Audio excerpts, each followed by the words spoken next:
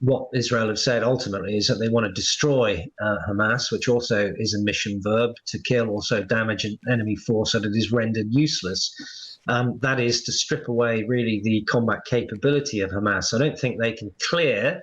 I think they could destroy, and that's why you see an uptick really in the bombing raids.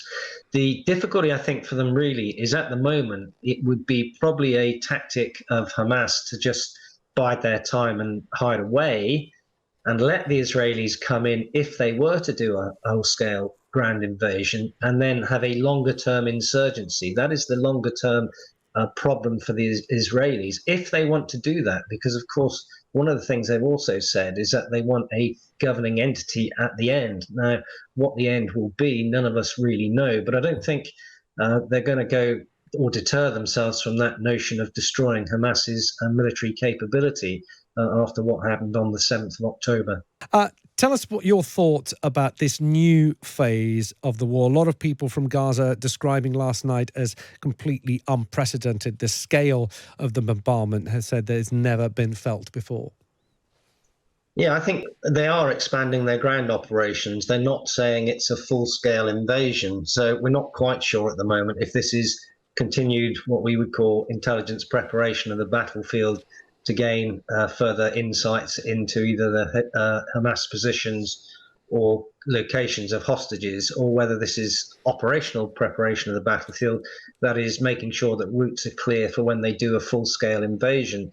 Now, it might be that they don't do a full-scale invasion. That is the worst case from their perspective. But we've got to be clear what they've said their objectives are, the Israelis, and most recently, Benny Gantz has said it comes down to two things, really: destroy Hamas and remake the reality in Gaza. Now, the difficulty is they're really operational level objectives, and really wars have fought for a better peace. So the linkage to what the strategic outcome should be, that better peace for all people, of course not Hamas, because Hamas is a exterminationist one state entity which would seek to destroy Israel. But I think one good thing we've heard in the last couple of days is that notion of a better peace from the joint statement of the GCC and wider states in the Gulf region, which did talk about the accommodationist view, particularly looking along the 67 lines, and all attacks on civilians from all sides being abhorrent. Some news outlets are saying that the ground forces appear to be, and I quote here, clearing Gaza slice by slice. With your military experience, is this possible to do when you have a civilian population, when you have tunnels, when you have, as we're being told, constantly Hamas integrating itself within the civilian population in order to use it as a shield? Is it going to be possible for Israel to do exactly what it's been trying to do from day one, which is take out Hamas? Is that actually achievable? Well, you've got to understand about mission verbs in the military. So clear means to make sure someone is not in an area, but you can re-infiltrate in that area. What Israel have said ultimately is that they want to destroy Hamas, which also is a mission verb, to kill, also damage an enemy force that it is rendered useless. That is to strip away really the combat capability of Hamas. I don't think they can clear. I think they could destroy, and that's why you see an uptick really in the bombing raids. The difficulty, I think, for them really is at the moment, it would be probably a tactic of Hamas to just bide their time and hide away and let the Israelis come in if they were to do a whole-scale ground invasion and then have a longer-term insurgency. That is the longer-term problem for the Israelis if they want to do that, because, of course, one of the things they've also said is that they want a governing entity at the end. Now, what the end will be, none of us really know, but I don't think they're going to go or deter themselves from that notion of destroying Hamas's military capability after what happened on the 7th of October. Something that a lot of people have been asking is, of course, to do with the hostages. We've seen this huge escalation in bombardment, particularly on the north part of Gaza. How certain can the Israeli military be that they are not putting the hostages that they are trying to free in danger?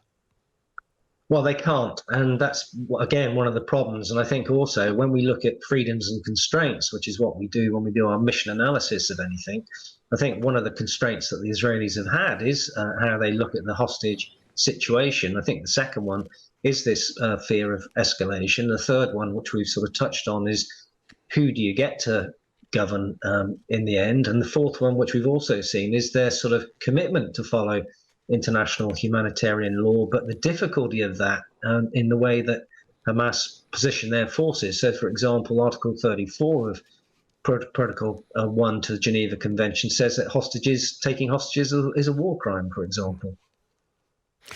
And when it comes to sticking again with the sort of the rules of war, if you like, but when it comes to targeting strategic locations, which will also suffer a loss of innocent civilian life, what happens to the rules there? Are the rules of war clear of what you can and cannot do?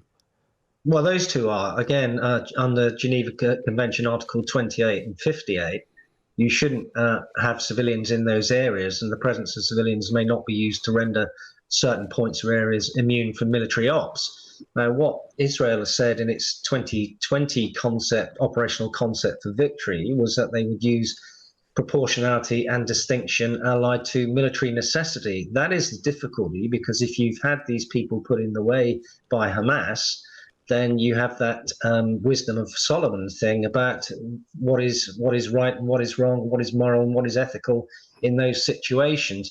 And of course, that all reverts ultimately to belief perseverance from whatever side you think is right or wrong, because you're not going to change anyone. I could quote to you the Geneva Conventions all day or something else, and I wouldn't convince anyone. They'll see me because I was a general, as a warmonger. In fact, we're the least warmongering, because we know that war is a tragic thing. And really, as Herodotus said 2,500 years ago, in peace, children bury their fathers. In war, fathers bury their children. And people like me who study military philosophy take that to heart, which is why we're very reluctant to go to war, and it must be fought for clear objectives. Major, what can you tell us about the effect of the last few days have had in the region? Is there a danger that you're going to see other Islamic groups across the Middle East wanting to get involved in what's going on in northern Gaza?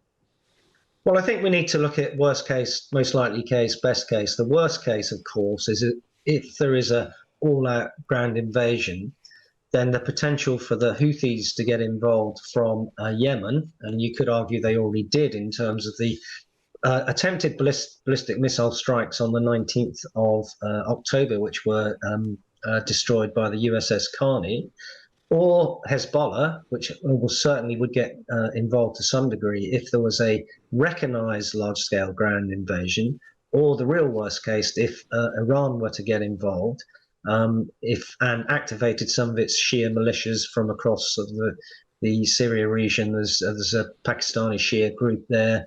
There's an Afghanistan Shia group there. So that's the real worst case. The best case, really, is that the American presence, and one of the reasons I think there's also been a reluctance to go in as quickly as some people initially thought, is what we call set the theatre. So you want to wait for the theatre to be set. And I say this in terms of the capability from the American Patriot missile systems, which are not going to Israel, they're going to other Gulf states. Because the real worst case in terms of the response from some of those groups I mentioned is the ballistic missile capability of the Houthi, the Hezbollah, and Iran if they got involved. And that would be to obviously protect both the Gulf states and knock some of those out, I think, on behalf of the Israelis. Finally, Major, and I appreciate that this is a tricky question, but what are the chances of a successful ground invasion against Hamas? And in your view, is this something that can be done quickly? And by quickly, of course, we mean without the loss of unnecessary, innocent human lives in Gaza. Well, the two last invasions by the Israelis were both 18 days long. I would expect this to be a lot longer than 18 days. To answer the question truthfully would be to say that the most complex activity in the universe is war. There are too many variables, so you really can't answer that apart from your point, Alexis, that innocent people will, of course, unfortunately die. Major General, thank you so much for giving us your time. I really do appreciate it. Major General Chapman there, former senior British military advisor and head of counter-terrorism at the Ministry of Defence.